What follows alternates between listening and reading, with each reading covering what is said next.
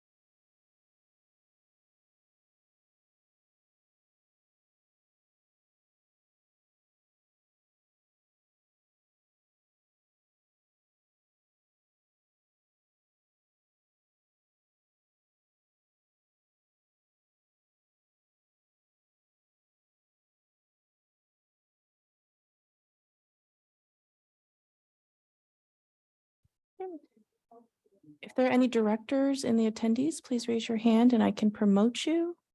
Or any staff who are assisting remote directors who need me to promote them, please raise your hand.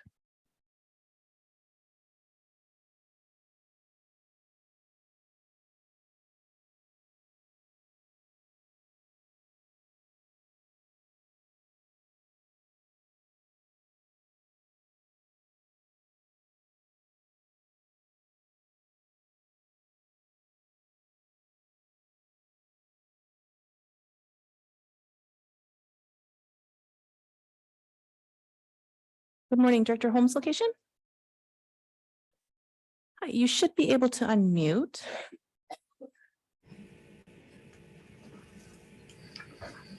Okay, I think we're unmuted. Okay, we're unmuted. Yes, we can hear and see you. Okay, this is a good sign. And he's just getting coffee, but he'll be right here.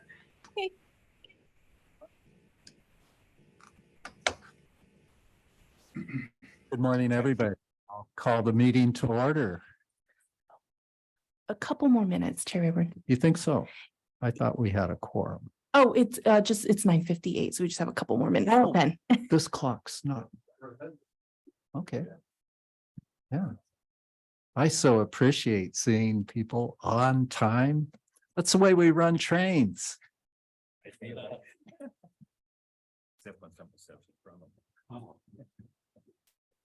No, we have the antidote for that. More fences. Yeah, exactly. just one more final announcement. If there are any directors in the attendees or staff members who are assisting directors at remote locations who need to be promoted to be joined into the meeting, please raise your hand and I can promote you.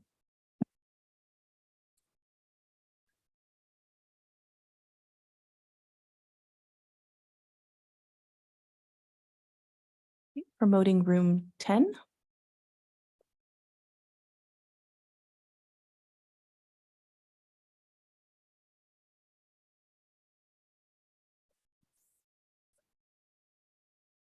Promoting Director Jane. Director Holmes, you're. Suits. Okay. May I ask which director is in room 10? This is alternate director Dowden Calvio. Good morning. Thank you. Good morning. And welcome.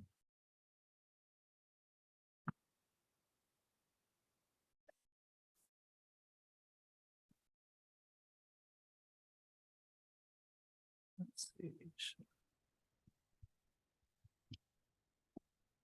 Okay, I show 10 a.m.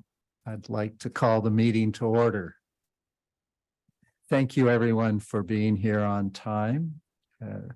And we have Solano representatives at the end of the dais here, Alma Hernandez and Steve Bird.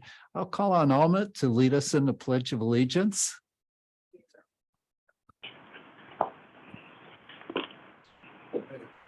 To the flag of the United States of America, and to the republic for which it stands, one nation, under God, indivisible, with liberty and justice for all.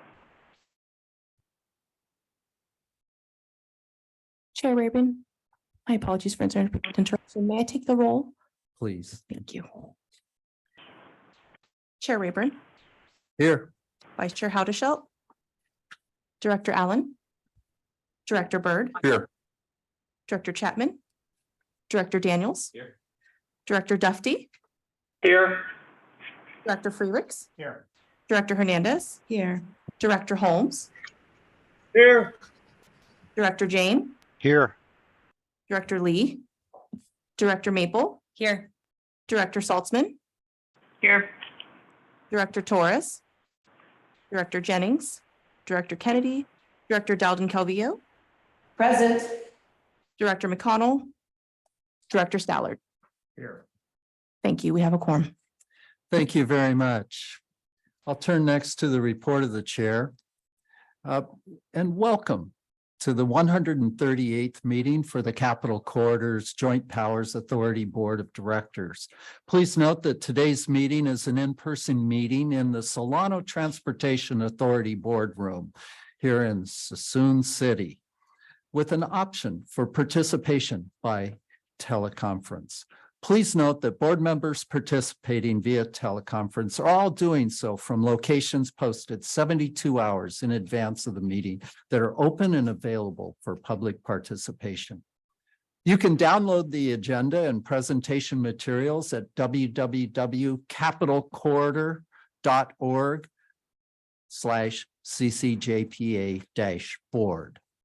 All speakers, including the CCJPA board and staff, are requested to announce their names as they begin to speak. For public participants who've joined in person,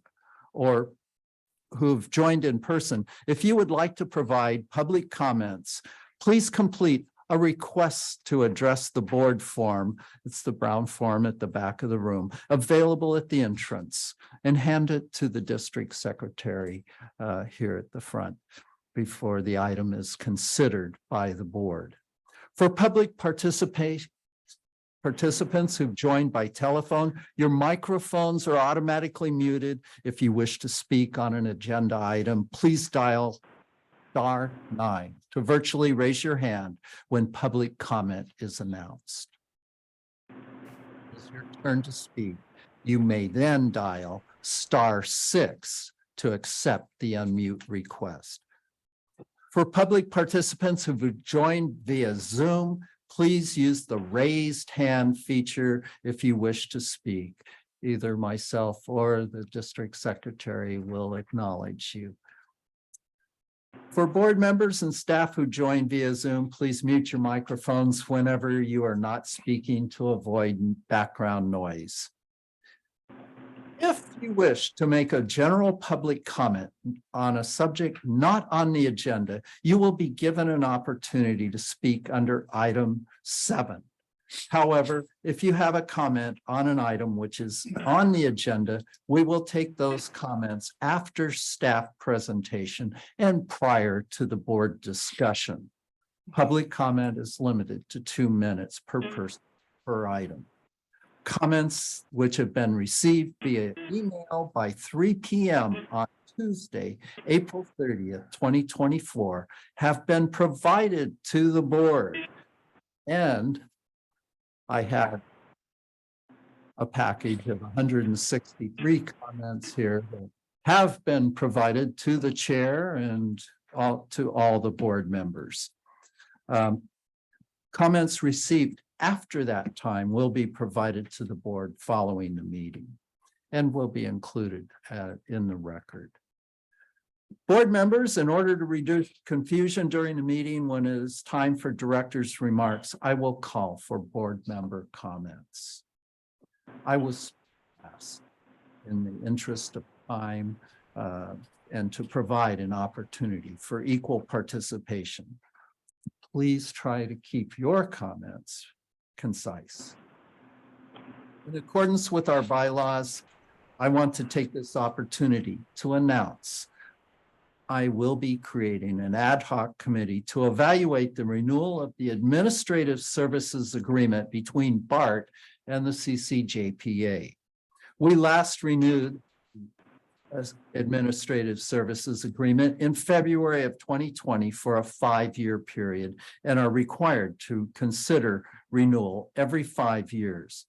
During the meetings of the ad hoc committees, board members will review the performance of CCJPA over the past 5 years and consider renewal and whether to propose any changes to the agreement.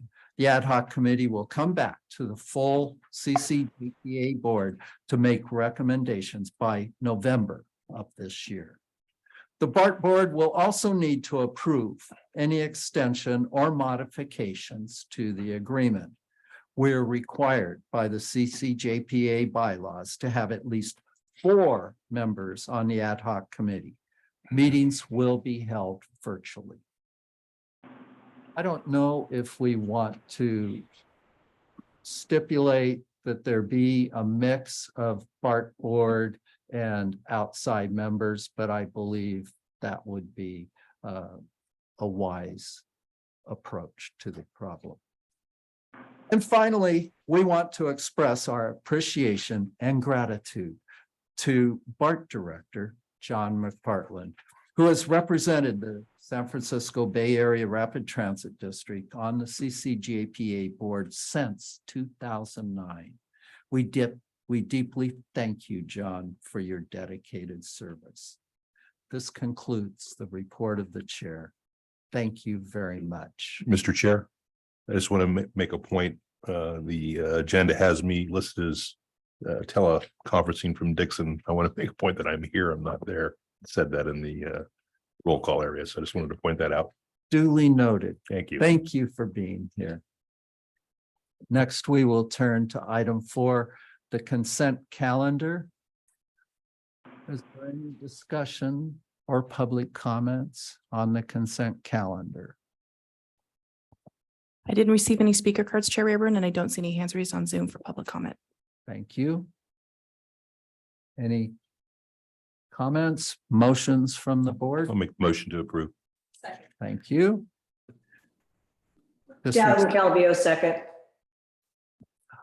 I think I have a motion and a second already from the dais. I'm sorry. I'll keep an eye on the raised hands and those of you participating remotely, you're not lost. It's just a little more challenging technologically. So would you please call the roll? Certainly. Chair Rayburn, Yay. Director Allen, Director Byrd, Aye. Director Daniels. Aye. Director Dufty, Aye. Director Freericks. Aye. Director Hernandez. Aye. Director Holmes, Aye. Director Jane, Yes. Director Maple. Aye. Director Saltzman, Yes. Director Dowden Calvillo, Aye. Director Stallard. Thank you. The motion carries unanimously. Thank you, everyone.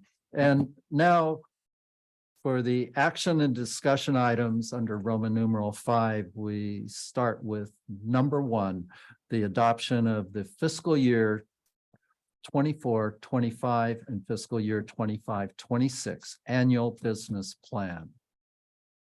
We'll have a presentation from starting with Rob Paget. Good morning. Morning. And Rob Paget, Managing Director for Capital Corridor. Excited to be here today, and thanks to all of you for coming. This is one of our more important agenda items of the year and requires a 2/3 vote. And I'm excited to have my team present.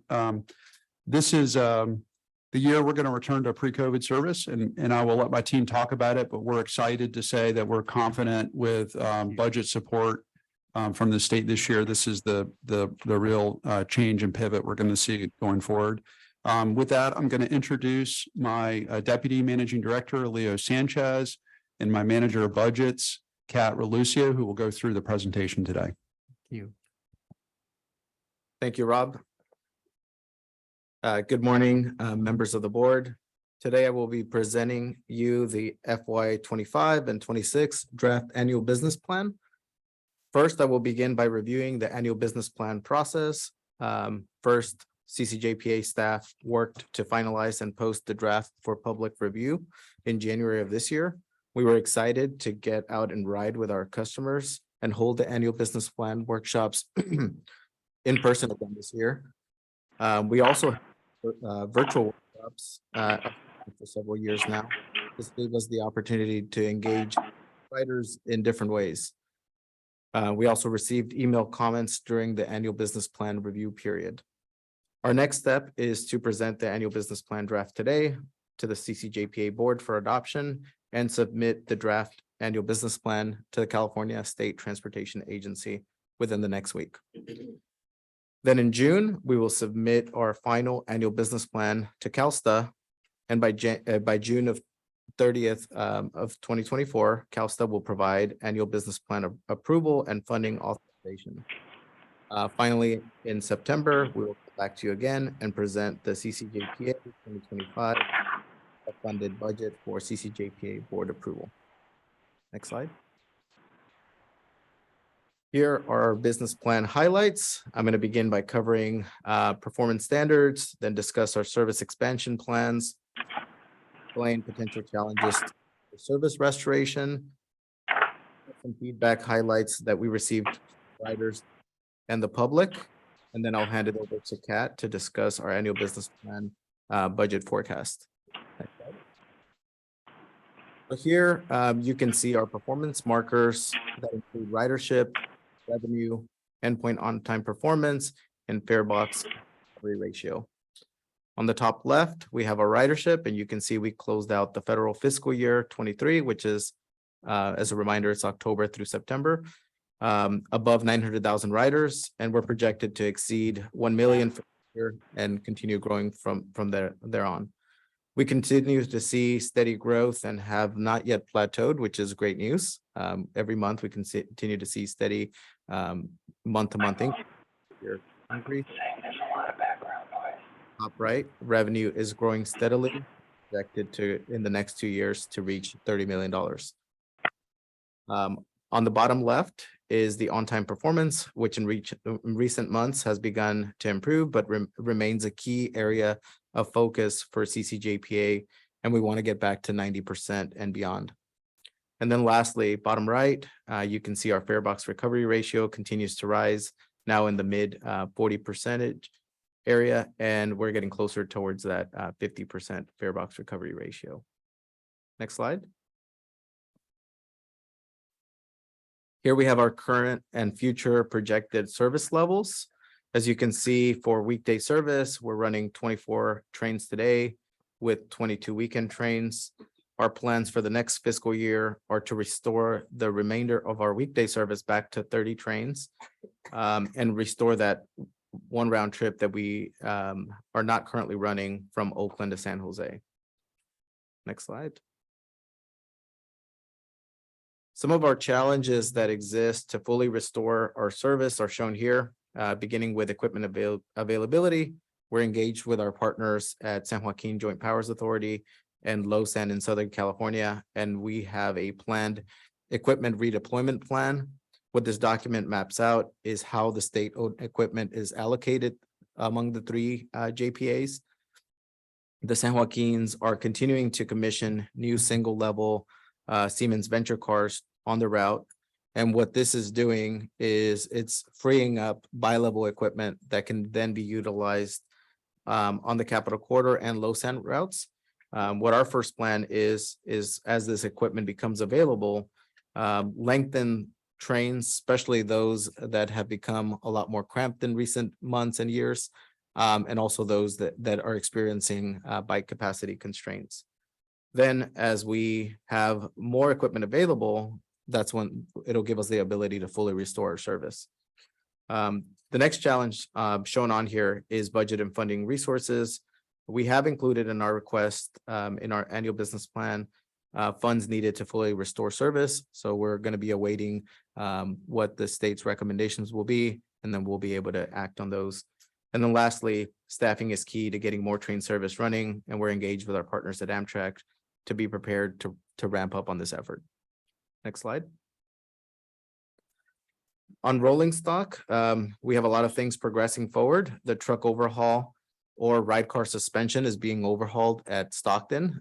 This is being led by San Joaquin and their contractor, Tazzy. This will lead to a much better ride quality of the equipment. And we are also working on a transition maintenance to a third party to improve mechanical reliability and cleanliness standards. And lastly, we're working closely with the state on efforts to transition to zero emissions equipment. Next slide.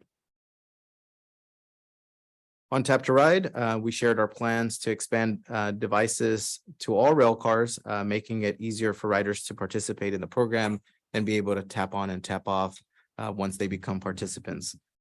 So we have that program launching later this year, and we'll have more information to share at a later time. Next slide.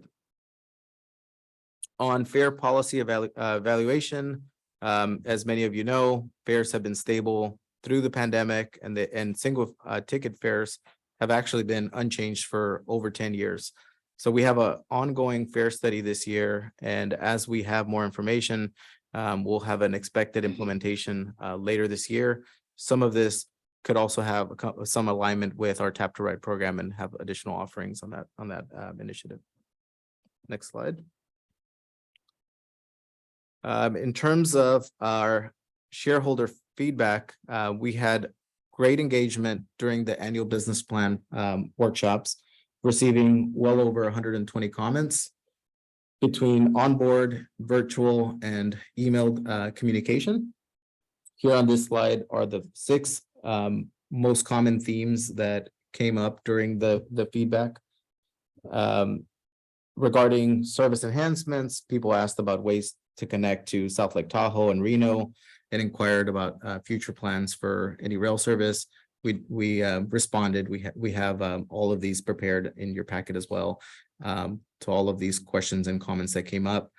And we reminded riders, we have a bus connecting service for both of these connections. So they're great ways to get to these points. In terms of Tap to Ride, again, we received a lot of interest in terms of the program and what does it mean for their discounts and what type of cards are eligible. In terms of any service related items, we had a lot of interest of how the schedule can be improved, how different trains can be added in different slots. And we are actively working on a schedule improvement plan so that feedback is timely and will inform us as we're working through making modifications for our next schedule improvement. And next on equipment, bike capacity and just the large bikes that we often see out in public are also making their way over to the trains. Our public and riders have made that known to us, and we're well aware of that challenge. We're actually working on a bike policy, and that was part of our response to riders. And then lastly, cafe car. Clearly, our riders are listening, and I know we had a robust conversation about the cafe car service last November. And I think the general theme is that people want to see the continued cafe service on board. They see this as a great amenity, just as a service in general, but also as a way to, bridge some time and really get something a bite to eat, especially when there's extended delays or just a long journey. And I think that is all for mine. I think on the next slide, I'm going to hand it over to Kat Relucio to take over from here. Great. Thank you, Leo. Good morning, Capital morning. Corridor Board of Directors. I'm Catherine Relucio. I'm a Capital Corridor's Manager of Budget and Administration, and I will be presenting the annual business plan funding request for fiscal years 25 and 26. First on the screen here, we have a slide that is a snapshot of California's intercity passenger rail services. So there's 3 joint powers authorities that oversee the California intercity passenger rail services, or IPRs. They are Capital Corridor. Of course, we run the Capital Corridor service. SJJPA runs the San Joaquin service in the Central Valley, and LoSan, who oversees the Pacific Surfliner service in Southern California. And these 3 services share a funding source at the state level that is financed through ticket revenues and public transportation account subsidies from the state sales tax on diesel fuel. Over the pandemic, we benefited from one-time federal relief support, which allowed a reserve of state funds.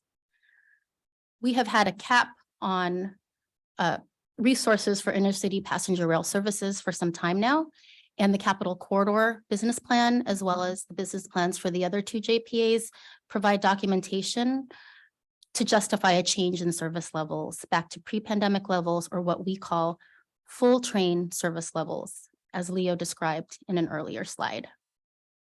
Next slide, please.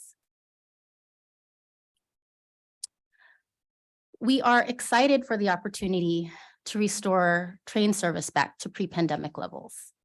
The operating forecasts for FY25 assume a return to full service in the first quarter of FY25. One of the efforts to reduce Amtrak operating costs for 2 of the IPRs, Capital Corridor and SJPA, is the transition of train equipment maintenance from Amtrak to a new provider.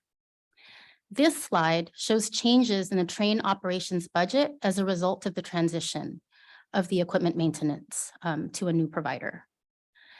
On the slide, you can see a reduction in Amtrak expenses in FY25 and FY26, and we have a new budget line item for train equipment maintenance. Train equipment maintenance will be paid for by SJJPA to the new service provider on Capital Corridor's behalf. The funding for this effort has been requested by SJJPA on Capital Corridor's behalf via their annual business plan approval process, very similar to how we, Capital Corridor, request IPR supplemental allocations for the Northern California Onboard Wi-Fi program and passenger information display system support on behalf of the other JPAs. The total operating subsidy for the Capital Corridor train service from FY24 to FY25 is an increase of 6%. And from FY25 to FY26, it's a decrease of 4%.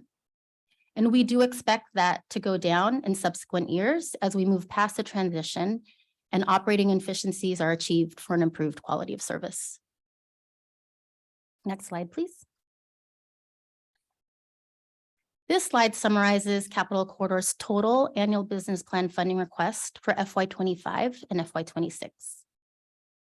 Full details of the funding request are in your agenda packet beginning on page 23, as well as in table 9-1. That's on page 29 of the draft annual business plan, also in your packet. The total funding request for admin, marketing, and operations for FY25 is $34.9 million. And for FY26, it's $30.4 million. For FY25, we saw an overall decrease of 22% from prior year. And that is primarily due to the shift of the train equipment maintenance from the Amtrak Ops budget to the new provider. And while I have the amount of the 12.6 million listed and 16.1 listed on there for train equipment maintenance, it is important to note that this amount is not included in the line that says total CCJPA funding requirement, because as I mentioned earlier, that funding is requested by SJJPA on our behalf. The line that says CCJPA supplemental allocation for a total of $1.5 million is for capitalized maintenance in the amount of $1 million per year, and minor capital, which is $500,000 per year. And then lastly, the last line on the page is for the California IPR supplemental allocation that again supports the 3 JPAs in California. The request is for $13.6 million for FY25 and $11.9 million for FY26. And the programs that the supplemental allocation for the IPRs support are Northern California onboard Wi-Fi, and that's just for the San Joaquins and Capital Corridor. Link 21, the California Integrated Travel Program. And then lastly, the Passenger Information Display System maintenance and support for the legacy system, and then for the new modern PIDs that's currently in the process of being built and implemented. So in summary, today we are asking for the board's approval of the CCJPA's FY25 and FY26 draft annual business plan and funding request. And this concludes our presentation, and Rob, Leo, and I would be happy to answer any questions that you have. Thank you, Rob, Leo, and Kat. Your work is much appreciated. Do we have any online or public comments? I don't have any speaker forms. Yes, I didn't receive any speaker forms for this item, but we do have a hand on Zoom. Thank you. So we will go to Michael. Well, you have Good morning. Can you hear me okay? Yes, we loud can. and clear. Okay, thank you. Good morning. Michael Andrew Barnbaum, participating remotely in Sacramento, California. Thank you for the opportunity to allow me to speak on the draft business plan. And I just want to thank staff for not only holding the workshops that they did earlier this year, but just as recent as last week, there was a 1 hour lunch webinar of corridor conversations, and staff was able to go over the business plan. And during that time, I also want to say I've had many conversations with Deputy Managing Director Leo Sanchez. In terms of the restoration of service, I kind of want to stress something to the board that we talked about, and using the holiday season kind of as an in-betweener. The federal fiscal year, remember, begins Tuesday, October 1st. The most promising date to make the schedule change to full service would be Monday, October 7th. Knowing that that's only 5 months away and that can come very fast, a more realistic date looks like it's in the picture, and that would be after the holidays of Monday, January 6th, if more time is needed. So I just wanted to put that on the record. And in closing, just also mention, yes, today is May 1st, and shout out and happy birthday to Amtrak, who turns 53 years old today. Thank you. Thank you for your comments, Michael. Do we have any other public comments? I don't see any additional hands raised. Then I'll turn to the board. Any discussion, questions for Rob, Leo, or Kat? I have one. Please, Alma. This is a really great presentation. Thank you so much. It encompasses a variety of areas of work in the business plan. I'm just curious, and it has to do with a recent presentation the STA board received from an MTC representative. And they were asking about, they were presenting to us the Clipper 2.0. And I'm a fan of the tap to ride. I'm a fan of the open loop technology. And I think that's the future of continuously being able to support our ridership. I'm just trying to find the intersectionality in the Bay Area with the 9 Bay Area counties if there's any intersectionality there with Clipper 2.0. Rob, thanks for the question. Rob Paget, Managing Director. So the Tap to Ride program is an open loop payment system. So what that does is it allows you to use that in any system that has open loop technology, which my understanding is in the Clipper 2 system, they are going to also move to the open loop technology. And what that will do is it will take away the responsibility of the rider to download the app for each individual system. That, we'll get away from this idea that as a rider, you have to pay attention to who operates the service and use their operator specific technology. We're going to go to open loop. That's our goal. I will say we're still in a pilot, so we're still working through those details. The Sacramento region, which has a different system than Clipper 2, has a different closed loop system, is also moving to open loop through the CALI-TP program. So where I think we're going to head, and it will take a little bit of time, is a person in Sacramento who's going maybe to a different place in the Bay Area is going to be able to just tap on each of those systems, pay for them independently, and it will make it a much smoother trip from a fare payment standpoint. Hope that answers your question. It absolutely does. And that's what I'm trying to learn is how do we make it for the writer a seamless experience throughout? I'm excited for the future of that as well. Thanks for the Thank you. question. Thank you, Director Hernandez. Do we have any other comments from the dais? Chair Rayburn, I see Director Saltzman's hand on Zoom. Oh, thank you. Please move forward, Director Salzman. Thank you. Thank you for the presentation. I'm really excited that we're going to restore service, pending funding. But I think that will be really helpful to building ridership. I am concerned, and I know you just talked about it briefly in the presentation, but it's more specific in the business plan about increasing fares. So I wanted to hear more about the plans for that and hear more about the thoughts of, going back. We started this fare study, 2-3 years ago, and there might be, even if we have to do some fare increases overall, especially for the multi-ride tickets, is there still exploration going on of where we're not competitive and we need to reduce fares, especially on those shorter trips where we're really not cost competitive at all. So I just wanted to hear more about the plans and how we're going to assess the fares. Rob Padgett here. I'm going to take that question again. And very much appreciate the question. And I want to give a little bit of history. So in the past, when we've raised fares, we've been very specific about it in the business plan. And we're not at a place where we're able to do that yet because we're doing this fare study. And what we want to do is rather than just have a very simplistic percentage change, let's say, I think last time we did it was a 2% percentage change in the 10 ride and monthly fares. We want to, as you asked and suggested in your question, is we want to have a much more comprehensive viewpoint because you're right, we are very expensive for short trips. There are other trips maybe where we're not high enough, and we want to have in our heads this and in our approach this idea that we move towards an open loop technology, and all those influence the way we're going to approach fares.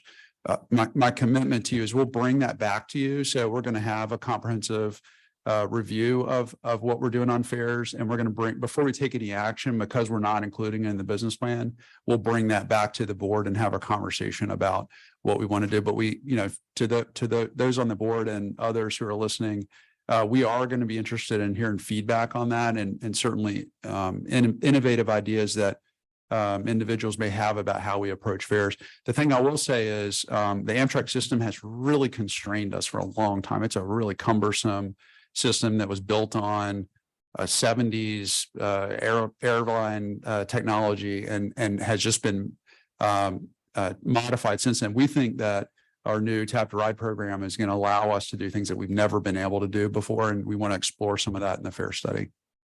Hope that answers your question. That does. Thank you. And I'm happy to move this item. Thank you. I have a motion and a second. Any other any other discussion from the board members? I just want to share, I had a unique perspective back on January 24th. I happened to be on the train while we were conducting one of the onboard outreach sessions. And of course, all the comments are now listed in the package. I want to just highlight a couple of the comments, not just the ones I heard, but that I've read. Of course, number one is the service restoration. And that's, I think, on everybody's minds to get more trains out there more frequently, because those trains touch every single community on our line. And as in our throughway bus service, I saw one of our marketing promotions the other day that it said, did you know you can get to South Lake Tahoe, 365 days a year on the El Dorado County bus that's listed in our schedule. That's a beautiful thing that we've been able to develop since we first worked on the state legislation that allowed us to create some very innovative ways to provide a network of transportation here in California.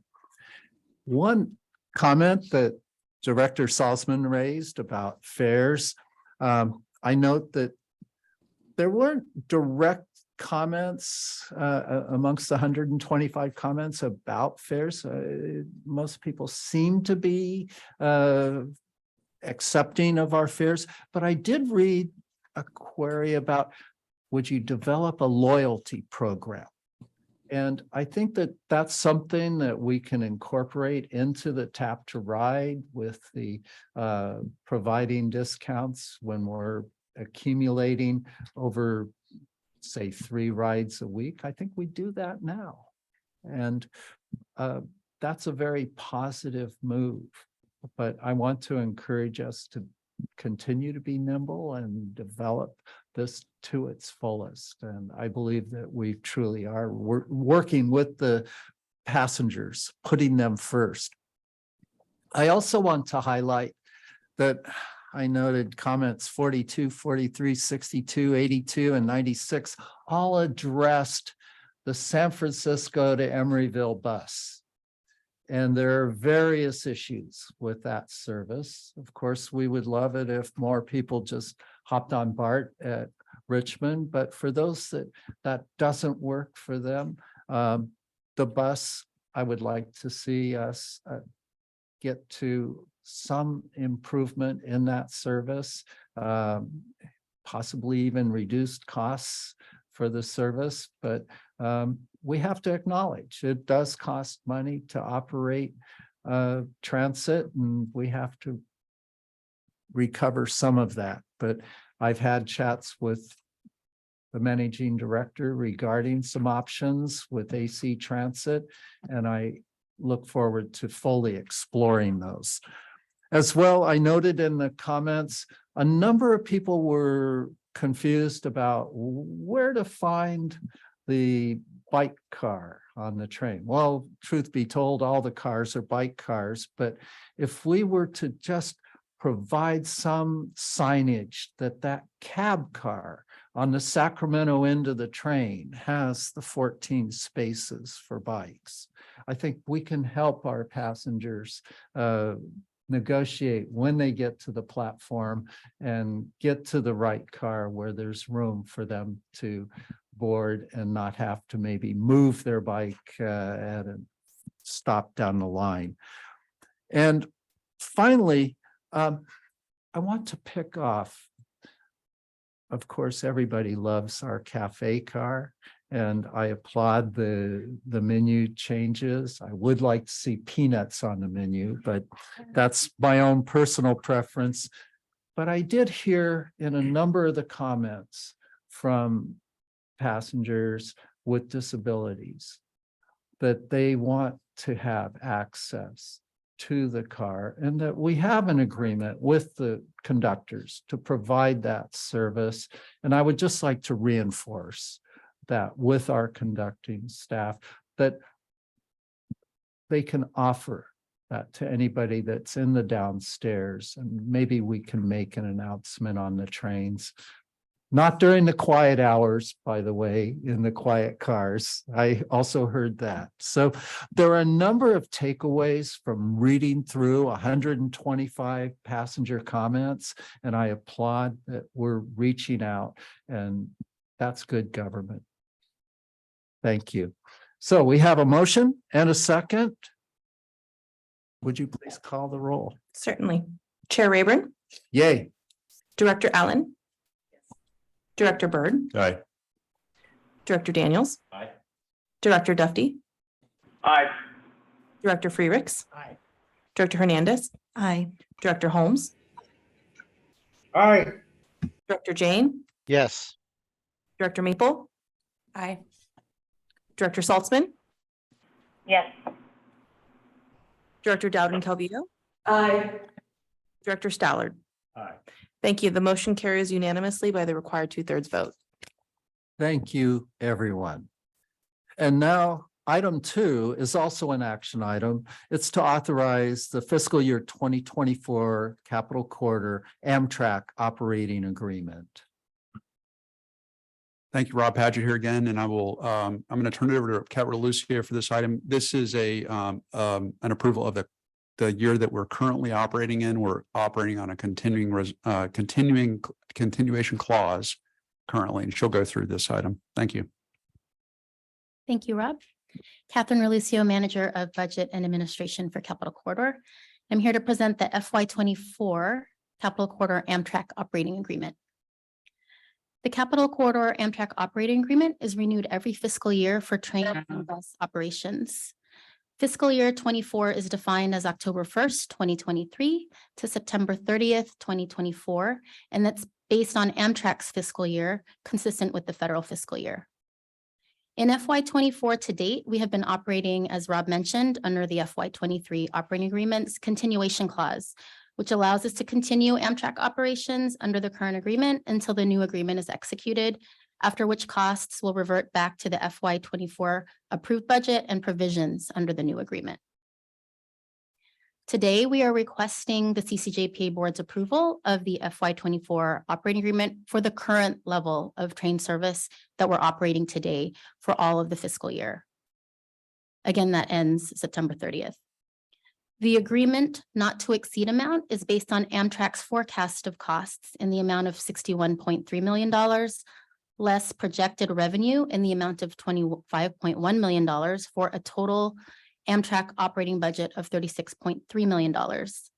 And I just wanted to note that our revenue year to date is 10% higher than the Amtrak forecast. Costs year to date are 0.5% lower than the Amtrak forecast, and the operating subsidy is 8% below the Amtrak forecast. So we're very pleased with the performance year to date. Costs for FY24 were estimated using new rates established under the recently revised cost allocation methodology.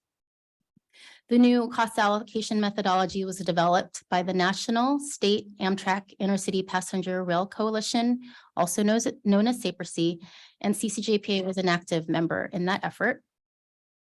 This agreement will be funded by the FY24 Amtrak operating budget, which was authorized by CalSTA in the annual business plan approval letter that we received last June and adopted by the CCJPA board last September. And with that, we are requesting the board's approval of the FY24 CCJPA Amtrak operating agreement, and we can answer any questions that you may have.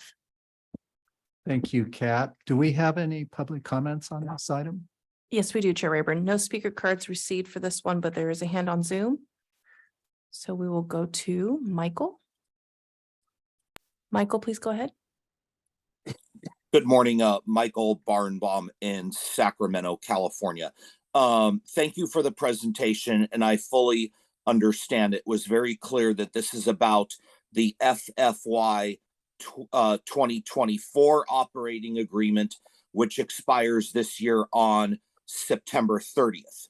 I'm okay with what was presented and would encourage a unanimous vote based on that. But I had a forward thinking question as we related to this, as we look ahead to the FFY 25 operating agreement in the near future.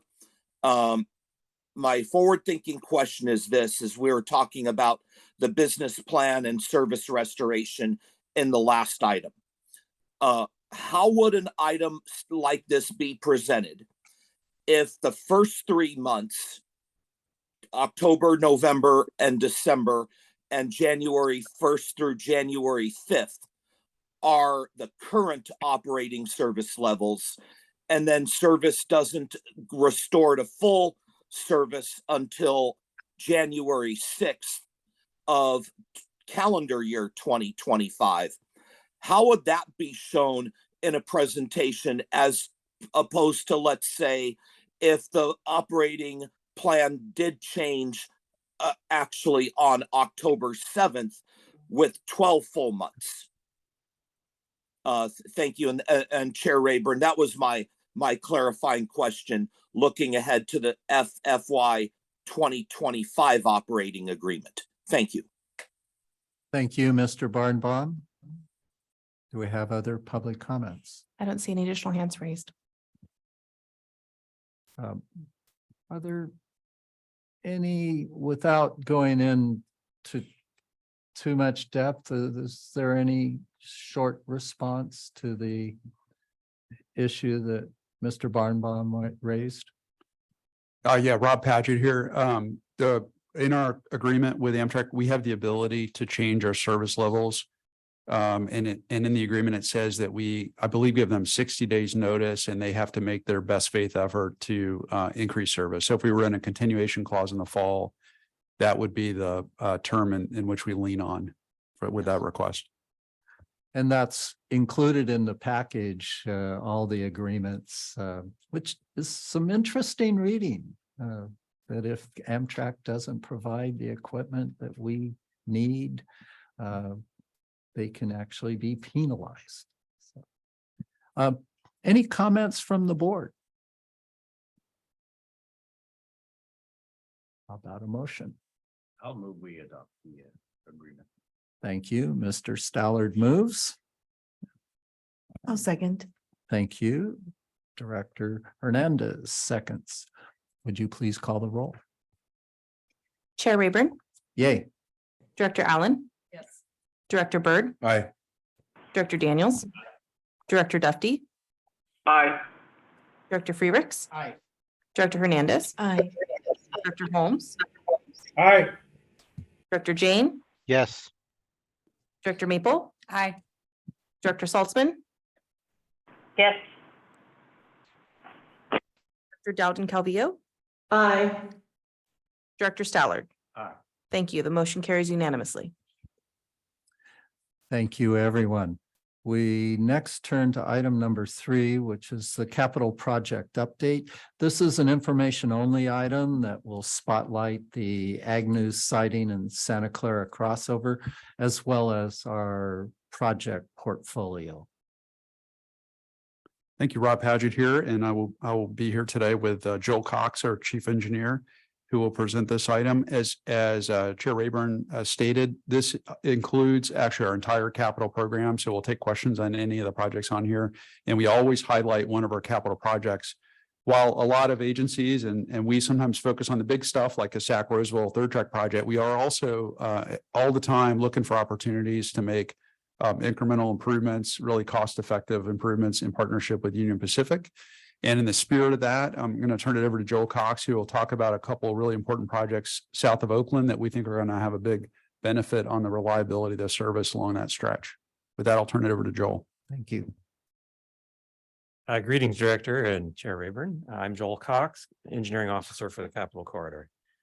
So the Capital Corridor is saddled with a 12-mile segment of single track territory in the South Bay between Newark and San Jose, which restricts our ability to schedule trains in this area. And also, if any trains experience even a minor delay in some other part of the route, it can result in major delays when they get down to this territory where they have to wait for opposing movement. So what we've come up with here are 2 projects in the Santa Clara area, which will provide 2 new opportunities to meet and pass trains in this 12-mile segment. And one of which is a new siding adjacent to the Santa Clara Great America Station, which is known as the Agnew siding. And the other of which is a crossover in an existing Union Pacific siding, which will allow the Capital Corridor trains to use a portion of that siding. And that is located adjacent to the Santa Clara University Station. The benefits of doing these 2 projects is that it will reduce delays by providing additional operational flexibility for trains in this area. It will also open the door to increased opportunities to schedule special trains for events, for instance, at the Levi's Stadium adjacent to the Santa Clara Great America Station. And overall will help improve ridership and customer satisfaction through greater on-time performance and have a beneficial effect on greenhouse gas emissions. Both of these projects are currently in design, and we anticipate each of them to be ready for construction during calendar year 2025. And for your information, the Agnew Siding project is approximately a $10 million project, of which we have identified $3.5 million. So we're still shopping for funding to complete that picture. The Santa Clara crossover is about a $5 million project, of which we have just enough money for design, about $500,000. So we're also shopping for funding there. That's my presentation. I'll be happy to take any questions. Thank you. And do we have public comments?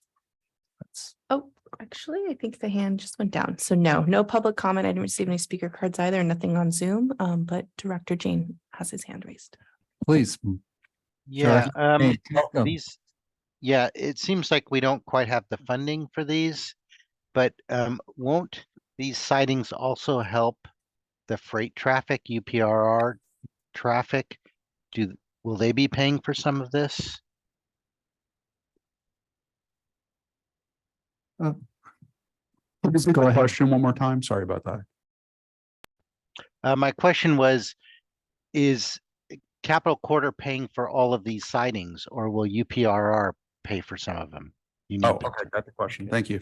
Yeah, Rob Patchett here. I'll take that question. So with our any sort of investment we make with Union Pacific, if the benefit of the project is primarily for intercity rail, that is typically funded by Capital Corridor. If there's clearly a benefit to both Union Pacific and Capital Corridor, then we share in those investments, and some examples include some of the signal replacements that we've done. We are a lot of the service in that part of the corridor. And I did want to mention on the, and I hope that answers your question. And it really is an individual project by individual project discussion with Union Pacific. And for those who are listening, that Union Pacific owns the right of way. And on the funding side, I did want to mention we brought this to the board previously. We are waiting. We're a part of a housing proposal, and there's a contribution proposed for this Agnew Siding project. I believe it's $5 million that we are waiting to hear on. So that we already have one thing in the works on that. And so we're pretty confident in the funding for that project, but there's some upcoming discretionary programs at the state level that we think are promising for both of these projects as well. So we're going to work on those details. Thank you. Thank you. Please. Yes, please. That stop at Santa Clara, isn't that the stop for the 49er games, concerts and stuff like that? It's major. Have we reached out to them for a public-private type of funding option? Because obviously they benefit greatly for that kind of thing, because people get a little frustrated if they're trying to go to a concert or a football game and they can't get in because they're trying to sit on the ground. Yeah, I think we'll appreciate the comment. We have not approached the 49ers or the stadium for a contribution. Certainly, that's a good suggestion. And we do partner with them on projects. They tend to be pretty careful about making contributions, public contributions, but we'll certainly take that comment back. Well, you could always say, let it stop too. Yep. No. There would be insurrection. Any other comments? I would just like to ask, is there any prospect of the federal IIJA funding coming in our direction for projects? Yeah, appreciate the question. The challenge with federal money on a project like this is that when you bring federal money into a project, it triggers the federal environmental NEPA process, which is unfortunately in the world we live in distinct from the CEQA process in California. And so we always have to think really carefully about the pace of projects. Sometimes smaller projects like this one, if you can get them done quickly, the inflation pressures and all those things that happen on projects, you're better off working with state funds. But we are always looking for opportunities to wrap in federal dollars. But we're working on this, and I appreciate the question, because we're actually working on this issue because we had no federal money before, and there really was no money at the federal level for intercity rail. We relied entirely on state dollars. Now that there's some prospects going forward for federal money, we're looking for ways to federalize our projects earlier so that we can do NEPA and CEQA together and be more competitive for some of these federal grants. Got it. On my recent travel to Washington, DC, on board both the Zephyr and the Capital Limited, I could look out the window and see new platforms and track improvements all across the country, thanks to the administration's investment from the IIJA. So I hope we can definitely get these delivered. It's I once was a frequent rider out of the Great America Station, and I experienced those delays as trains, even with our relatively paltry schedule in the South Bay. There were still delays that were caused. Well, of course, there's also the ACE service coming through there. So let's move forward on this. Thank you for the report. Let's turn next to the, do you have anything to say about the capital project portfolio? I don't have anything to add. Okay. How about let's turn to the legislation and funding update. All right. So your packet includes a complete update on the state and federal legislative items, and I'll just hit on a few things. First, I am honored to have been named to the newly created Surface Transportation Board's Passenger Rail Advisory Committee for a 3-year term.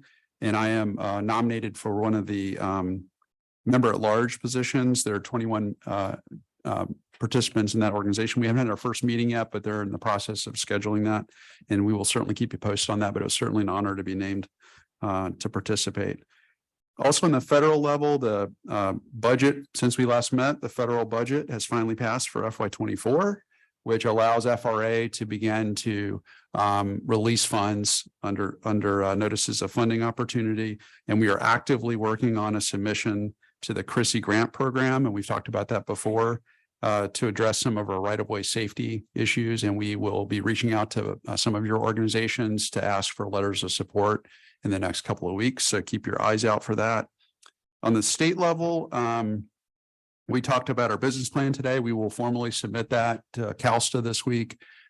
We are closely coordinating with CalSTA and the other 2 JPAs to provide sufficient support for a change in that cap. We've talked about that cap before.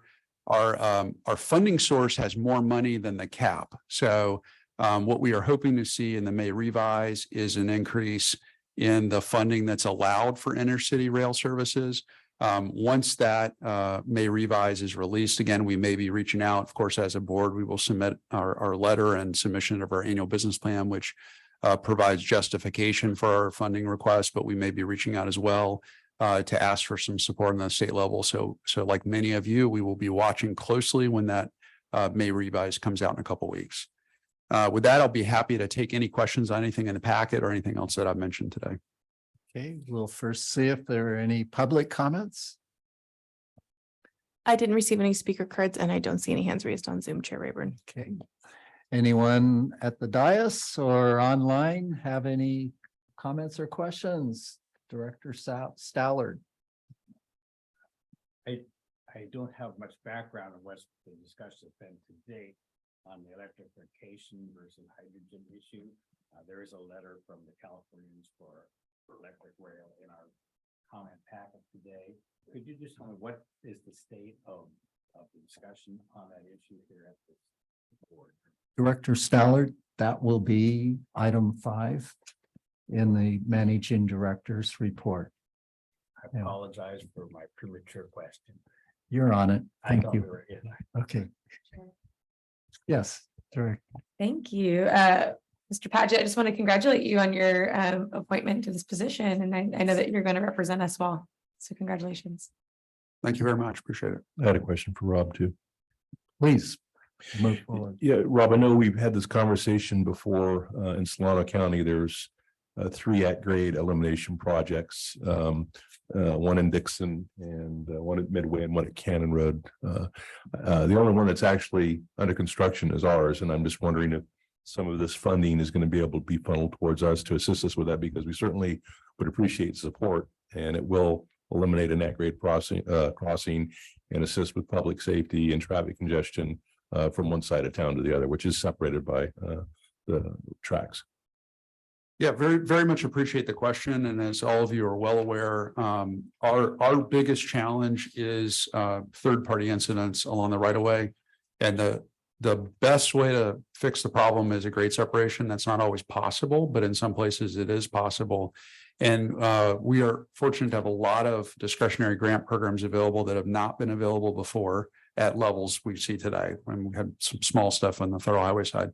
So I will say, I know you and I have talked about this specific proposal, but I will say to everybody that the CRISI program is a really good federal program that does have funding available. There's also a separate grade separation specifically named in the IIJA that's available.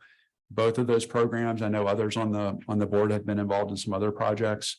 What I would offer is that we are willing and able and interested in having our team provide support. So if you're applying for a grant, we'll certainly on Capital Corridor's behalf submit a letter of support, but we can also participate and help review grant proposals as well. We'd like to try to do that. And then another reminder is at the state level, there's a new program for grade separation as well. So there's a lot of opportunity out there. And they're all discretionary, which means we all kind of have to put our name in the hat and hope we get picked and put together a competitive proposal. Thank you. Well, I want to share the comment that Katie Maple made, congratulating you to the appointment of this newly formed board so that our voice will be heard. And the beauty is that the administration at the federal level, from the executive office on down, is working, I think, to hear the voices of rail transit operators. And we have a voice at the table. Thank you, Rob, for your service. Let's go next to the managing director's report.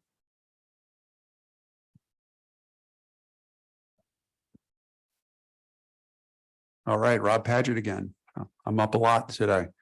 So I'll go first through performance. I'm going to talk about my visit to Colorado. And I think that was interpreted as a proposal today. We're not going to have a proposal today on our future fleet, but I'll talk a little bit about that. Highlight our customer service numbers, and then talk about some of the outreach events. We've been pushing outreach a lot recently as we're coming out of the pandemic. Next slide. So we're halfway through the year. So we're 6 months in. So you can double these numbers, and that'll give you a sense of where we're going to be for this year. Ridership, as Leo talked about earlier, is still going up. So we have not plateaued. We're up 16% over last year, and revenue's up 28%. Very encouraging numbers there. Our on-time performance is notably higher. It is not at 90%, which is where we want to be, but we are chipping away at that. And I think these numbers look pretty good for halfway through the year. And importantly, our fare box recovery is closing in on the 50% number. I think that's going to be an important number for us to meet going forward. And the next slide, please. So we always come to you with this is sometimes a discouraging graphic, but an update. And we think it's important for the entire board to know what's going on. We've had 10 fatalities on the quarter this year with our service. I'm going to come to you next board meeting and in the managing director's report, show you a graphic that will be in our CRISI application that will show you where we're targeting some of our efforts. And we have done some really good work. And I want to just hats off to my team on looking at some of the data about our hotspots so that we can really target some of our investments going forward. Go to the next slide, please. So I think we got 169 comments on this one, something like that. There's a big packet. the intent of this slide was to show you that I had the opportunity, and a lot of people across the country had the opportunity. We were invited to ride the new Flirt cars, which is a new hydrogen car that is going to be first used in Santa Barbara County in Southern California. The Santa Barbara County Transportation Authority will run this in the Redlands service. And so these were in a test operation and. Just a correction, San Bernardino. Oh, thank you. Yes. Yeah. Thank you. No, thank you. Thank you. The non-Californian here is botching this morning, but We'll help you. but anyway, so we had the opportunity to ride. These were in testing in the Pueblo, which is our national test center for rail, and I had an opportunity to ride these cars. I will say quite impressive, and I know we are under the expectation that we will get to zero emissions. The technology is evolving quickly. Unfortunately, California is big enough that we can sometimes drive industry, but a lot of the European manufacturers are also looking to the US, and hopefully we'll have an interest in trying to explore some R&D here. We're going to stay abreast of changes in technology and look at opportunities to do things that Union Pacific will support. But I will say this will be a state level discussion and decision. My team is going to stay abreast of that and stay tuned into it. And we're going to certainly keep the board engaged in it as well going forward. To the next slide, please. Customer comments. So we keep our eyes on this to see if anything's going on. This is a good way when something is not working, then we get a real surge in comments. Nothing big here. We're getting lots of what we call neutral comments, which means people are reaching out. We consider that a win if we get a lot of neutral comments. They're asking questions, they're giving us good ideas, are noting some issues we've got going on. Next slide. And this just gives you a snapshot. We've got a pretty innovative approach to customer service. We're using voice recognition software. You can call and ask questions, and because we're not open 24 hours a day, but it lets people have an opportunity to do that, leave a voicemail or talk to a live agent. We share with BART a call center, as we discussed before, which is available in multiple languages. So lots of good opportunities for our customers to reach out. Next slide. And then last slide here is in the spirit of reaching out, and we can do this now. We had our onboard business plan meetings, but we're doing the CAPI hours again. We're pushing out messages to riders. Hopefully a lot of you are signed up for that. We have started the quarter conversations, which is with our team, pick a topic, we do a quick presentation, but the other benefit of that is gives an open forum where our riders or other stakeholders can ask questions. And we really want everyone to be able to contact our team directly. We're fortunate that we're small and we can do that, and we value that feedback. And then join us for CAPI hour. So I know Director Jane said he's going to join us coming up from San Jose. So excited to have him on. We're going to staff a couple of those trains, but if we're not staffing, you still get a drink special and cafe special on May 8th. And then I'm a biker like a lot of you. May is bike month. So we're going to participate in that. Hope a lot of you will as well. We have lots of space on our trains for bikers. So hope you all will join us. And with that, I'll pause. I'm happy to take any questions. Thank you. I have a number of speakers and in the audience, starting with Jeffrey Beeman. Please approach the podium, and you have 2 minutes. Do we have a clock set? There we go. Thank you. Hello, my name is Jeff Beeman. I'm a retired scientist after 35 years at Lawrence Berkeley.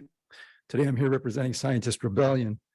I'm also here to tell you that hydrogen-powered trains are an extremely bad idea for total energy and environmental perspective. Nearly all hydrogen today is produced by cracking fossil fuel methane and releasing CO2 into the atmosphere. This process simply emits global warming gas at a factory rather than at the engine. There's practically nothing to improve the climate impact of train transportation. So perhaps the idea is to eventually use fuel cells to electrolytically produce hydrogen. While at LB&L, I finished my career working on a project that included fuel cell technologies. I'm very familiar with their promise and their quirks. One thing I can tell you is that the best fuel cells are around 60% efficient.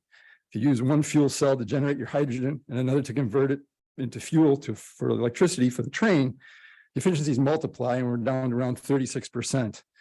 If you compress the hydrogen and transport it, we're down to around 30% or so. We waste more energy in this process than we get for producing motion in the train. With renewable electricity, such a precious commodity, why would we waste it like this? Compare the scenario with powering trains directly with overhead wires. The process is 90% efficient, 90%. It's one of the most efficient means of moving freight, including human freight, known to man. So what's the downside? We have to pay for and erect all the overhead wiring, and that's true. But this is a near-term expense with extremely long-term payoff. Not to mention that well-tested, durable, historically reliable electric trains exist today. There's no new, unproven technology needed at all.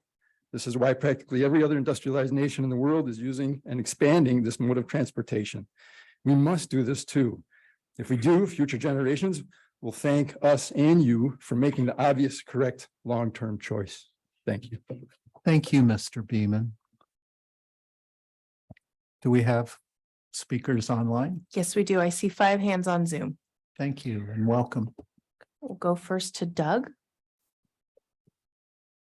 Please go ahead, Doug. Okay, can you hear me? Yes.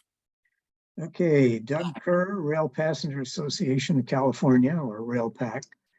2 of my colleagues have emailed technical comments to the board already, pointing out the issues and drawbacks of hydrogen power versus electrically powered trains. I will give a high-level argument against the use of hydrogen. Green hydrogen is produced by electrolysis of fresh water. We may have had this demonstrated in high school chemistry class. Fresh water is a precious and limited commodity in California and the entire Western US. Many years, we do not have enough water to support our agricultural, industrial, and residential needs. Producing green hydrogen in quantity will require large amounts of fresh water and green electricity from solar, wind, and geothermal sources. Since fresh water is in short supply, green electricity can be used to pump seawater to a desalination plant, then pump the fresh water produced to an electrolyzer plant, electrolyze the water into hydrogen and oxygen, then transport the hydrogen by some means to the transportation vehicle. Sending green electricity directly to the transportation vehicle via overhead wires eliminates pumping water, eliminates the desalination and electrolyzing plants, and eliminates the need to transport hydrogen. Powering trains electrically is an established technology used successfully throughout the world and is the most efficient use of electricity. There is no need to reinvent the wheel by using hydrogen as a fuel source. Thank you.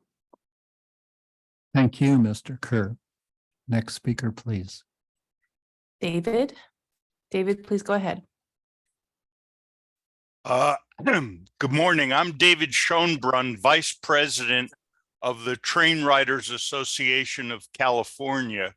I was an early hydrogen advocate. In fact, I was in Germany to ride the first revenue service on a hydrogen train, but it wasn't running because they were having teething problems. Since then, I've read the literature, and it has serious energy inefficiencies that are based on the physics of hydrogen.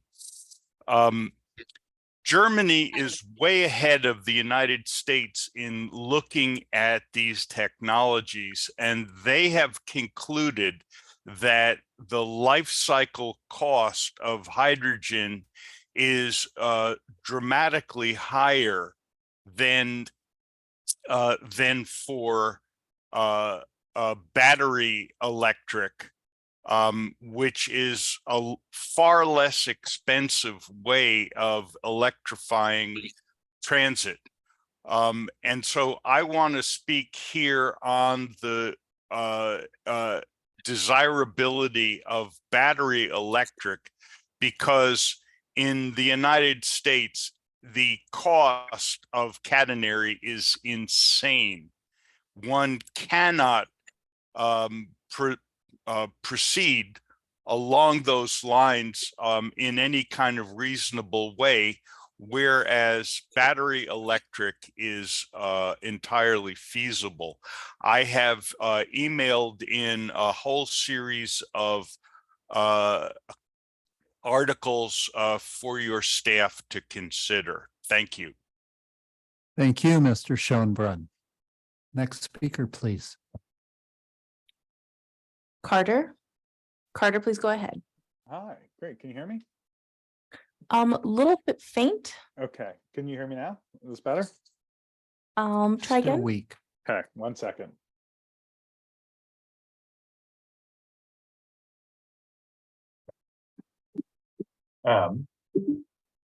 Okay. Yes, that's better. Thank you. Okay, there. Okay, great. Hi, my name is Carter Lavin. I'm with the Trans Bay Coalition. We're a grassroots transportation advocacy group that works in all 9 Bay Area counties.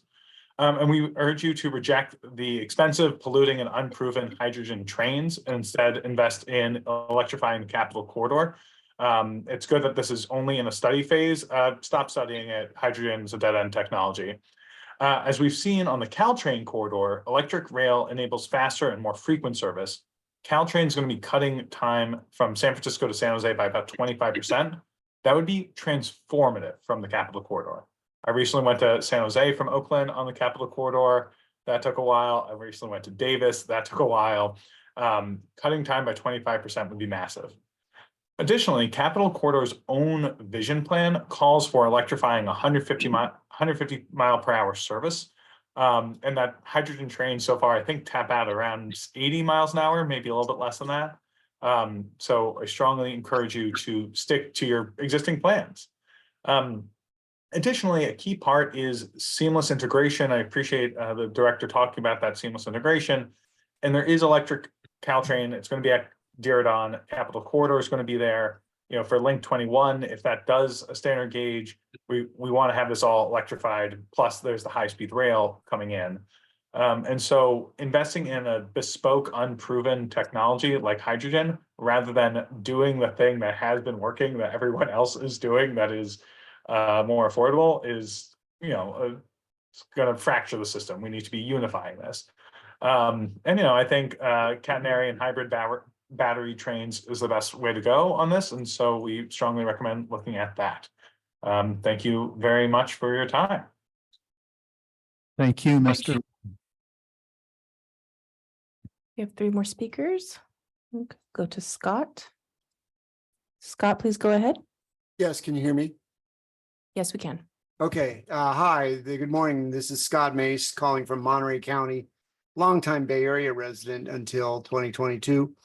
I want to address a common concern about catenary, that freight carriers may object to having overhead electrification. They are also required to move to zero emissions. Overhead electric trains are extensively used to haul freight worldwide in China, India, Russia, Norway, and elsewhere, while hydrogen freight locomotives are only prototypes. Freight opposition may soften in the future as the state, such as the existing in-use locomotive rule and federal emission standards are enforced, and they are themselves forced to electrify. Thank you. Thank you, Mr. Mace. Next speaker, please. Don. Don, please go ahead. Hi. Hello, my name is Don Gibson. I'm a Sacramento resident, and I just wish to first thank the Board of Directors for allowing virtual public comment. I wish to use Capital Corridor more often. I travel from Sacramento to San Jose about once a month to visit my extended family. And I've personally taken Capital Corridor dozens, if not almost 100 times, and I wish to use it more often.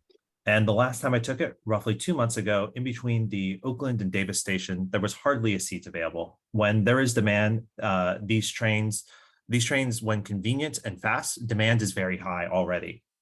Unfortunately, Capital Corridor is not competitive with driving today.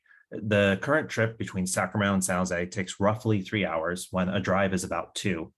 Furthermore, with departures with around a 2-hour headway, it is difficult to travel for myself and many others without more frequent service. In 2 weeks, I'll be visiting my mother-in-law in San Jose for her Mother's Day, and a train ride would be perfect for this trip. Unfortunately, driving is the only competitive option today. That's why I'm calling in to call for investment into electric rail, whether it be catenary or battery, and not hydrogen trains, which is what was planned for in the 2014 and 2016 vision plans. Electric rail would provide for faster service, and if it reduces travel times by 25%, like it has Caltrains, this would make it competitive with driving, greatly increasing demand and allow riders like myself to use it far more often. Furthermore, as other speakers said, I am deeply skeptical of hydrogen trains. I'm a professional scientist. This sounds like a simple physics problem that the physicist already spoke about today. As an unproven technology, I would hate to have improvements to this rail be delayed for years, if not over a decade, in the same way that there are other failed transportation technologies. Didn't work in other places. Let's move on to electric service. Thank you very much. Thank you, Mr. Gibson. Next speaker, please. Couple more hands. Adrian. Adrian, please go ahead.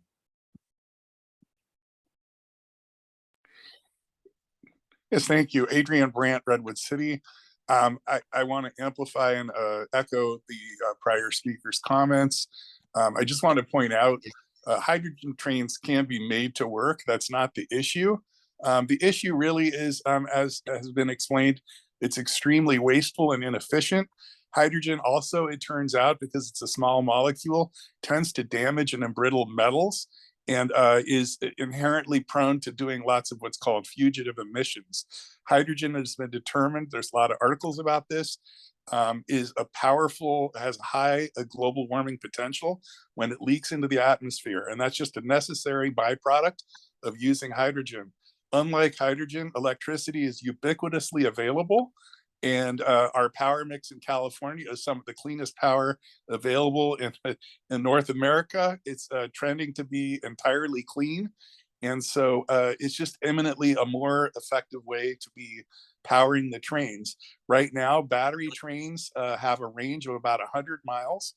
They're made by the same manufacturer that makes the Flirt that Mr. Paget liked so much down in San Bernardino or out in the test track. And Caltrain is actually paying for Statler, the company that makes those trains, to develop a double-deck train that Caltrain will be using to go off-wire down to Gilroy on Union Pacific track. And this brings me to my final point. Union Pacific, like many freight operators, is wary of electrification. However, the Capital Corridor need only have very short electrified sidings at stations.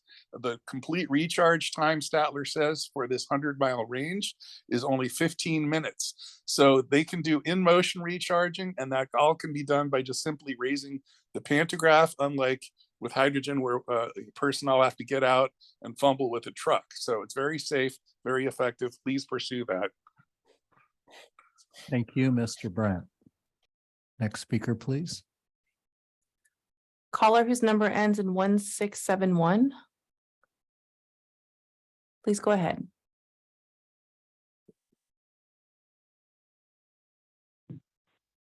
You're unmuted. Hello, directors. How are you? This is Bart Reed. I'm calling to testify that we want to see catenary. Technological failures have happened in Southern California. At one point, Los Angeles Metro had 300 methane buses. The methane ate the engines alive, and 300 buses were sidelined, forcing the working poor to have to not get to work because we didn't have any buses. Putting hydrogens on trains is not the same, is not going to work either.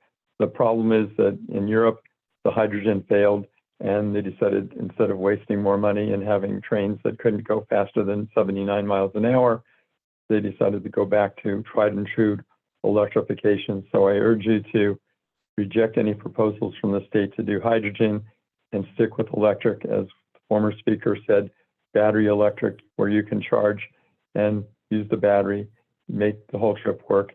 And you can save money because the trains then can go faster than 79 miles an hour, like on the Capital Corridor. They can go up to 110, so you can get out of the stations with minimum dwell time. and you can get everybody along, and there can be cost savings because you can have more round trips with the same equipment because you're going faster. Thank you very much. Please consider this. Thank you, Mr. Reed. Next speaker, please. There are no additional hands raised. Thank you, everyone, for your comments and for your attention to the Capitol Corridor. It's very much welcomed. I have a number of members of the board who would like to comment. Director Maples, would you like to lead it off? Thank you, Chair. Appreciate it. And I really appreciate all the speakers who called in too. I think this is some of the most engagement that we've gotten here in a while. So appreciate everyone. And I wanted to give an opportunity to Mr. Paget to maybe address. I know you spoke to me offline before the meeting started about your trip and the intention of the slide. Yeah, thanks for the question. So the trip, as I said, was a wide open trip to anybody in the field. So I was one of many who joined it. We're keeping up with a lot of technology, and I agree. I appreciate all the comments, the well-informed comments, and like all of the speakers said today, there's a lot of different technology, and for us, it will be complicated because we are going to have to work with Union Pacific, and we're also going to have to follow some of the state directives and potentially federal directives that are going to drive any sort of change in both the freight business and the passenger rail business. So we're going to stay attuned to that. And the state will be leading the charge on that. I will say that we did forward the comments to the state folks who are involved in that. CalSTA and Caltrans will be actively engaged. And I think there'll be opportunities for those who are calling in and commenting today to participate in a lot of that discussion. Wonderful. And you must have, foreseen my next question, which is, for those of us who have an opinion one way or another, or who are just interested in getting more involved, whether that's the public or members of this board, what's kind of the best way to engage in that state conversation? So it sounds like you'll have opportunities coming up that you'll share with us. Yep, that's right. The Caltrans and CalSTA will be leading a lot of the efforts. We do work with them routinely with our funding as well. So we're actively engaged. My staff will be engaged, but also there will be an opportunity for the public to comment. And I will say a lot of this is driven by the CARB regulations. So they play a role here. I know California is trying to lead the charge, and this organization has led the charge in the ways that we have been able to with renewable diesel. We were really active in moving to the cleanest locomotives available. So we want to push this. We certainly support it. We don't know what the answer is, and we're excited to see a lot of the technology that's coming. Wonderful. Good to hear. And my colleague, Eric Guerra on the city council is actually on the CARB board. So I might pick his brain about this just offline. My last question is completely unrelated to any of that. But I'm always really encouraged to see how innovative our customer service approach is here and using technology. And one of the questions I have is, one thing that we're exploring at the city is how do we use AI to our advantage for customer service? So including having things like on the website where you can have a chat feature that takes in all of the information that's within the jurisdiction and can answer the public's questions, even if we don't have staff that are available. Is that something that we're exploring? My team is excited to hear your question. Actually, I know I can feel it from the back. Absolutely. We do want to stay cutting edge. We've stayed, the partnership with BART has been super helpful for us. We partner with a call center, but it also lets us stay small and nimble and cutting edge because we're small.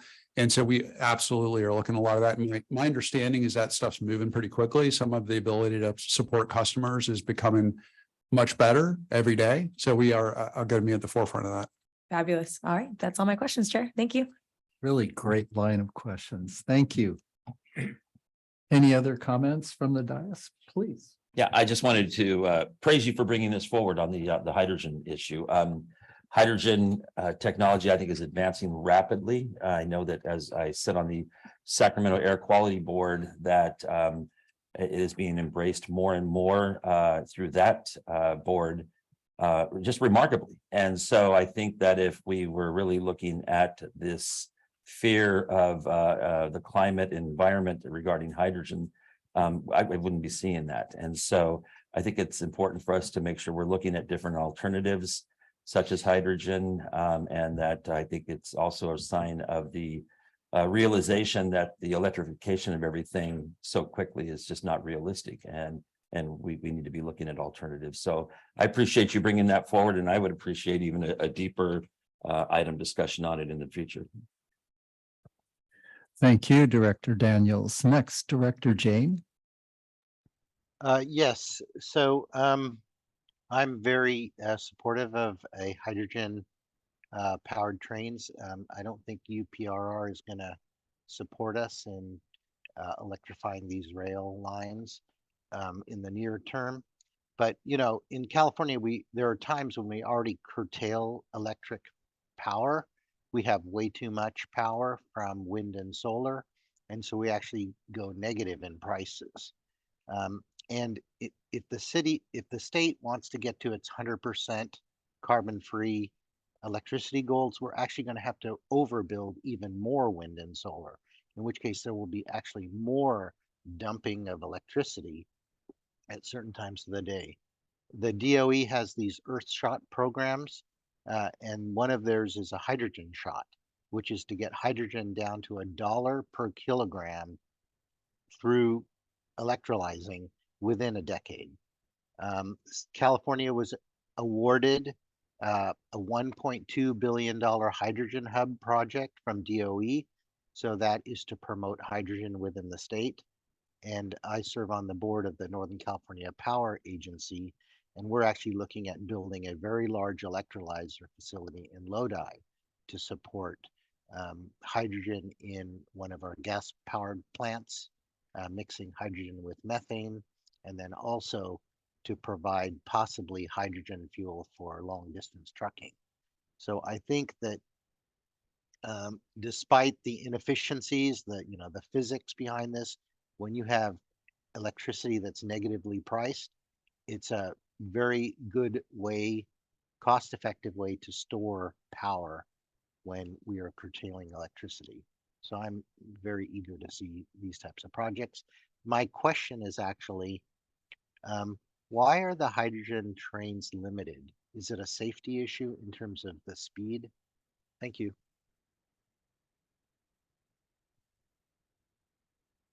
I appreciate the question, and I'm going to have to defer on that question. I am not an expert on hydrogen trains, but these are the kinds of questions we'll bring back to you as we continue to track the exploration of the technology. Seeing no other hands raised from the dais, I'll just make a few comments here. First off, I want to emphasize that there's nothing on the agenda today to reject. There's an information report that we've heard. I want to give our managing director a pat on the back for staying abreast of emerging issues. The Capital Corridor Board has consistently supported providing quality passenger service with renewable fuels, reduced emissions. Our bold adoption of blended fuels, the upgrades to existing locomotives, and the state's purchase of the new Tier 4 Charger locomotives have all helped reduce emissions. To reach 100% California certified renewable fuels, as BART has done, and zero greenhouse gas emissions, that will require major infrastructure and equipment changes throughout the state of California. The managing director's report is not an actionable item today or necessarily in the near future, but it represents his diligent investigation of an emerging motive power. I wish to encourage the state of California to hold a workshop sometime, I hope this year, on all rail technologies that are being explored. And that will provide the transparency that I think we all want to see. Please recognize the Capital Corridor is a very small organization. We're not driving this ship. We want to lead as much as we can. And we're already out over the ends of our skis with a number of our projects. So again, I don't think there's a need for an uprising of concern. We've been doing the right thing all along here, and we will continue to listen to the public. Thank you.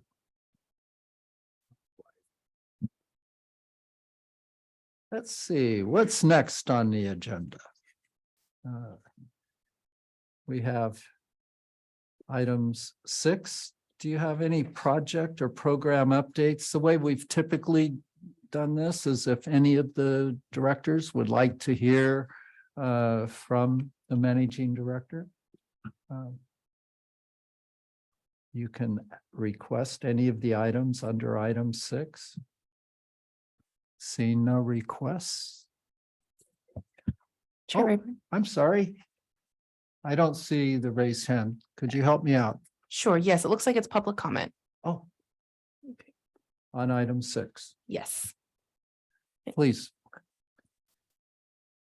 David? Please go ahead. Thank you.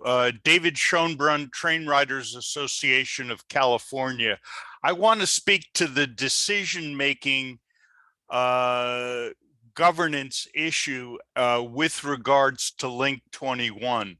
We think that this is a regional question, and it seems to us to be very inappropriate that these two agencies that are sponsoring the study would be making the decision between themselves. We think that this needs to be seen as a regional question, to be approached at a regional level and not at an individual agency level.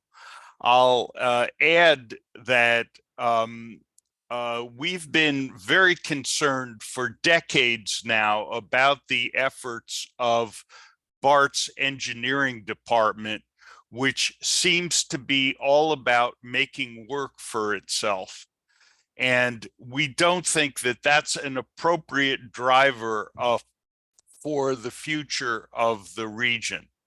So we ask that your two agencies punt this decision in terms of whether to go forward and with what mode, punt that to MTC, which, although it has its own serious problems, it's at least the appropriate scale for decision making.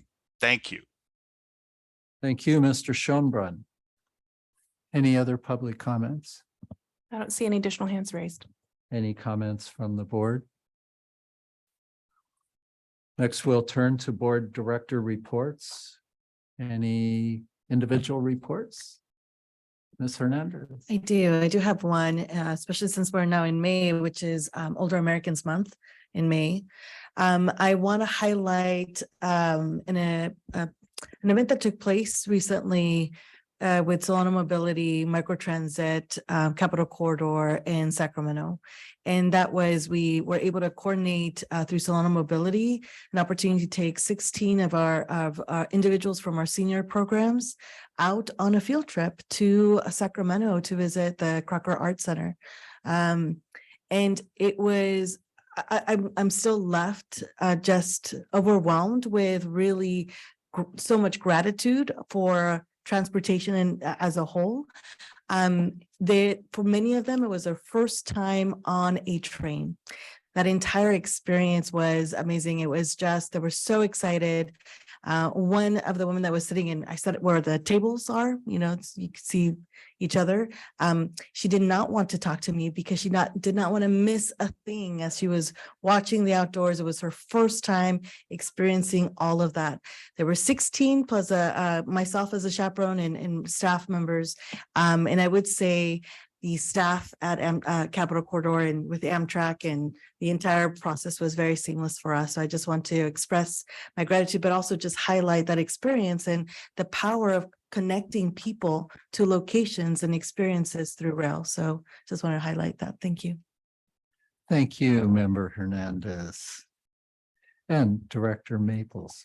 Thank you, Chair. Just a very quick comment that I wanted to share. So the last meeting was when I first learned about Operation Lifesaver through some of the work, some of the questioning that I had there. And so I was actually able to connect with the executive director. We had a phone call and we're actually planning on connecting her with Sacramento Regional Transit and doing hopefully an event in Sacramento. So just really want to appreciate the connection, and hopefully we'll have a really great event and conversation.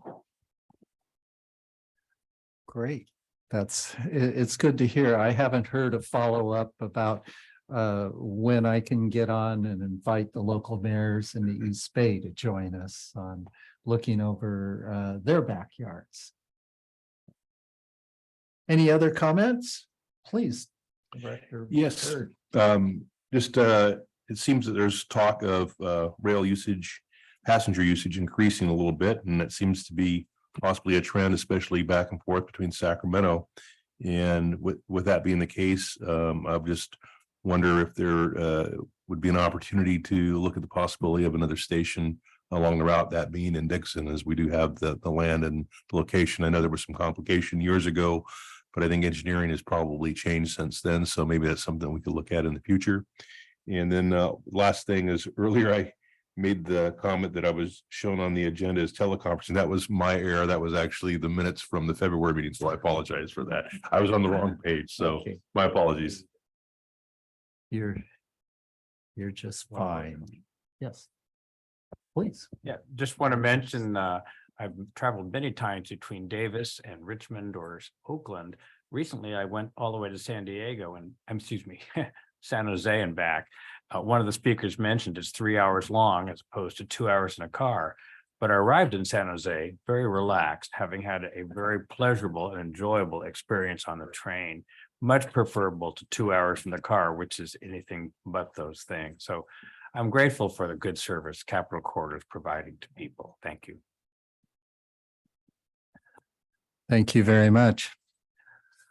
Over the Christmas holidays, I spent my time in the Central Coast area, riding the Surfliner as well as the Coast Starlight, as well as throughway buses.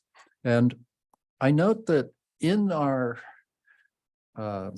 Corridor ID projects, there's a Central Coast element to that I think holds a lot of promise to reach some of what I consider now the new gold mines for California. It comes in a bottle. It's called wine.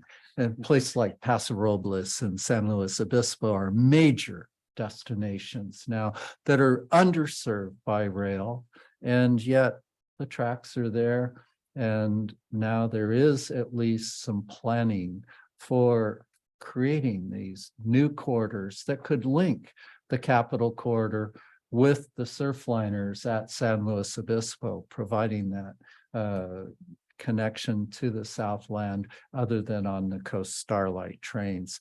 And so I would love to hear us give a short presentation at some point on where we stand with all of the Corridor ID projects. There's one that's, of course, very near and dear. It's called the Capitol Corridor Improvement Program, with a number of extensions proposed.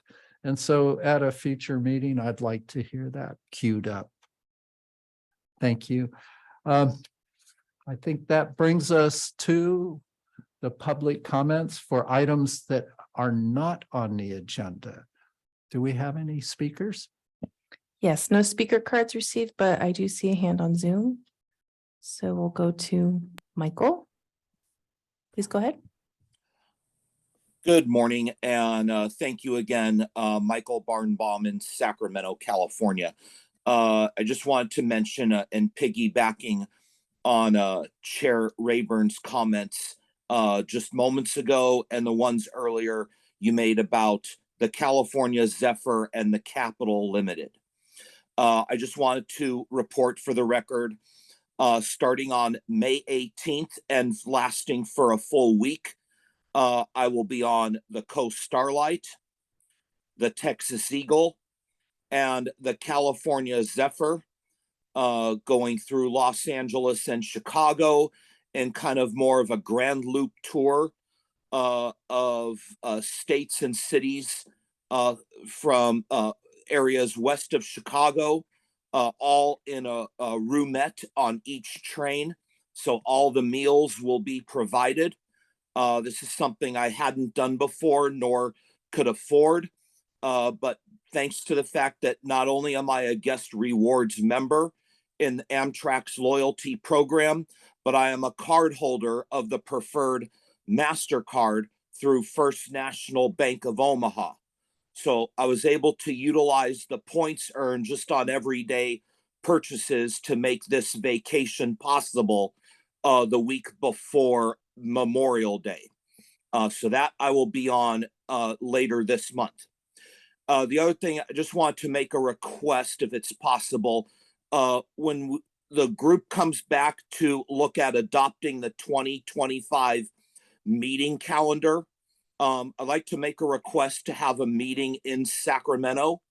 The San Joaquin JPA held one in January, and theirs was at the Sacramento County Board of Supervisors Center at 700 H Street. Thank you.